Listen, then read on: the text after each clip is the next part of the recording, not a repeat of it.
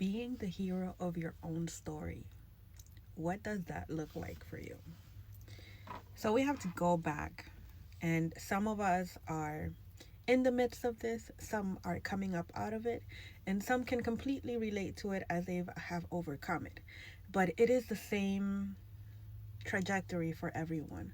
When we deal with a narcissist, we heal from it. We come to understand the reason why we had to go through that experience. And we no longer put the blame on the narcissist or ourselves. We come to the understanding that our subconscious was looking for that experience in order to move on to the next lesson.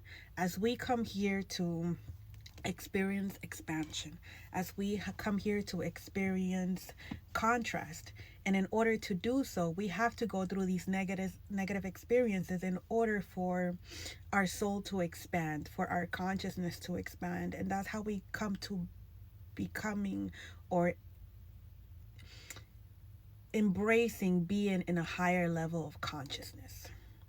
Meaning, in order for our consciousness to ascend, to evolve, we must go through these trials and tribulations in order to gain the knowledge out of it and be able to ascend to a higher level of consciousness. If everything was pure bliss, we wouldn't be able to expand. That's why it's important to appreciate the challenges and the obstacles that come our way so that we can truly appreciate the knowledge that we extract out of it.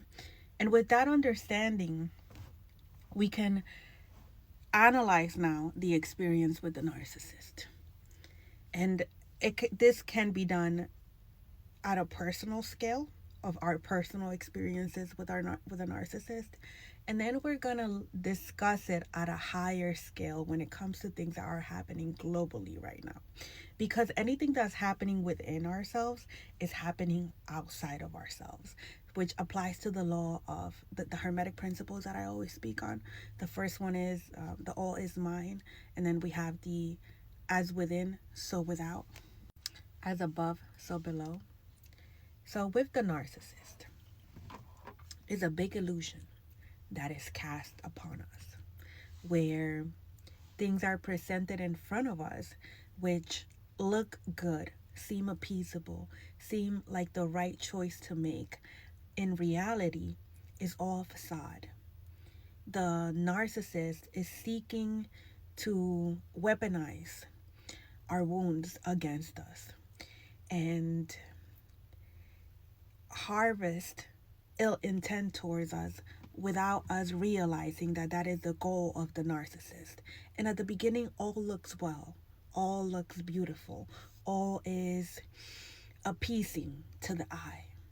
And we think that we're genuinely jumping aboard into something that would be beneficial for us and for our loved ones as well.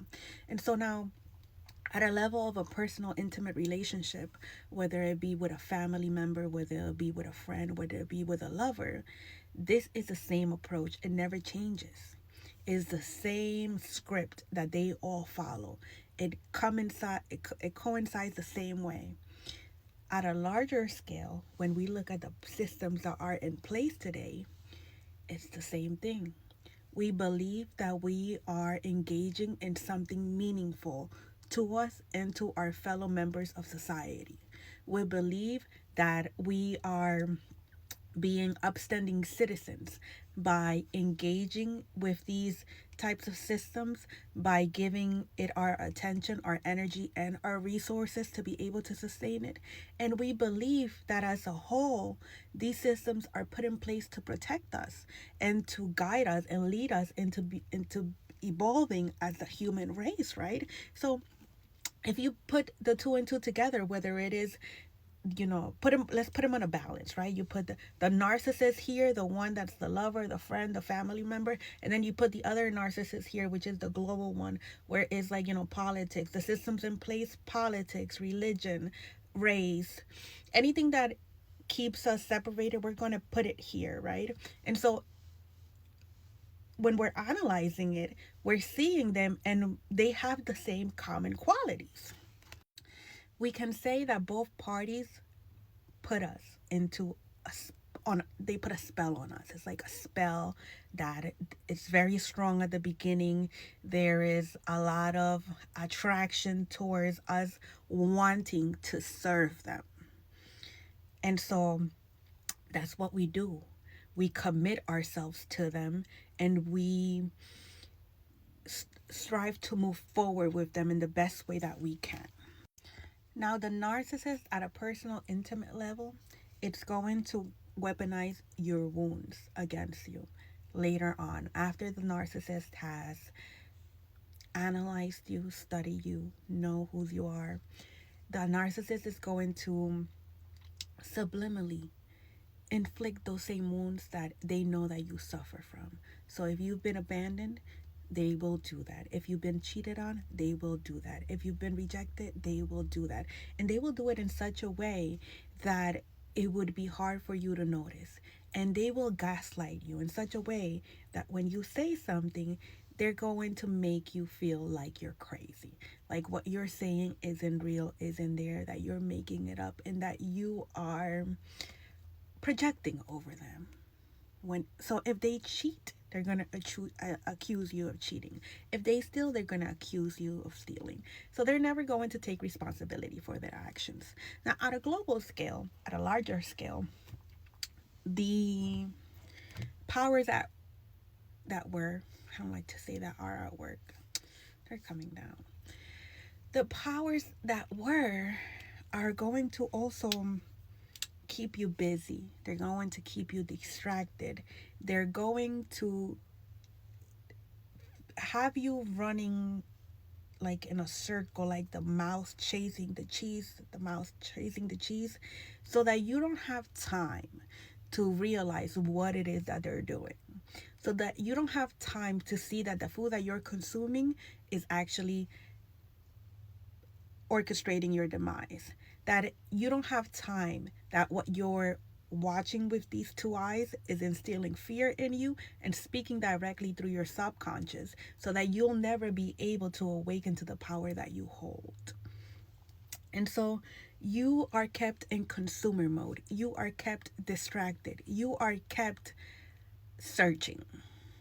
And so with the two parties, their goal is to, make sure that you experience separation from yourself. Because at the moment that you come into unity with yourself, you'll realize that it has all been an illusion, that the fear that it's being implemented, whether it's with the personal narcissist who is accusing you of things and creating chaos in your life, this person doesn't love you. And then the other group here, where is at a global scale, these people also don't love you. They don't care. It's like they really don't care about us. And so when we analyze this and we come to a healing point of view, the solution for it is self-love. That is what breaks the spell in both situations. So the cure for both of them is truly to mind our business, pour into ourselves, and love ourselves enough to say enough. I deserve something different. I deserve something better. I am deserving of truth. I am deserving of quality. I am deserving to put things into my body that are helpful and meaningful to myself. So in both cases, the cure for both of them is self-love.